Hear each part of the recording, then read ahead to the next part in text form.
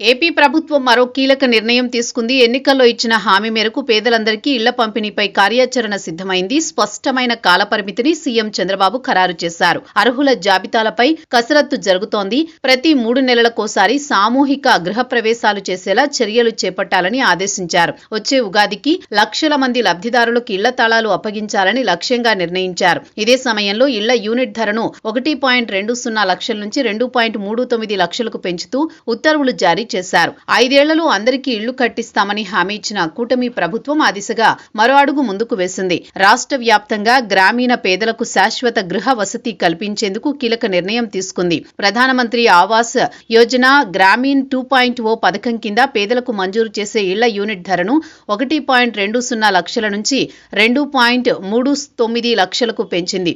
ఈ మేరకు గృహ నిర్మాణ శాఖ ప్రత్యేక ప్రధాన కార్యదర్శి అజయ్ జైన్ ఉత్తర్వులు విడుదల చేశారు. పీఎంఓ గ్రామీణ్ 2.0 పథకం కింద పేదలకు మంజూరు చేసే ఇళ్లకు కేంద్రం వాటా రాయితీ కింద 72,000, రాష్ట్ర ప్రభుత్వ వాటా రాయితీ 48,000 కలిపి మొత్తం 1,20,000, జీ రామ్జీ కింద 90,000, పని దినాలకు కన్జర్వెన్స్ రూపంలో 27,000, స్వచ్ఛ భారత్ మిషన్ కింద 12,000, ఎస్హెచ్జీ లోన్పై వడ్డీ రాయితీ 80,000 కలిపి మొత్తంగా 2.39 లక్షలు లబ్ధిదారుల బ్యాంకు ఖాతాల్లో జమ చేయనున్నారు. కాగా పేదలకు ఇళ్ల పంపిణీపైన సీఎం చంద్రబాబు కీలక ఆదేశాలిచ్చారు. వచ్చే 3 ఏళ్లలో 17 లక్షల ఇళ్ల నిర్మాణమే లక్ష్యంగా నిర్ణయించుకున్నట్లు స్పష్టం చేశారు. ఇళ్ల లబ్ధిదారుల సర్వేను త్వరితగతిన పూర్తి చేయాలని తేల్చి చెప్పారు. ఇప్పటి నుంచే లక్ష్యాలు పెట్టుకుని హౌసింగ్ ఫర్ ఆల్ కార్యక్రమాన్ని 2029 జనవరి నాటికి పూర్తి చేయాలని ఆదేశించారు.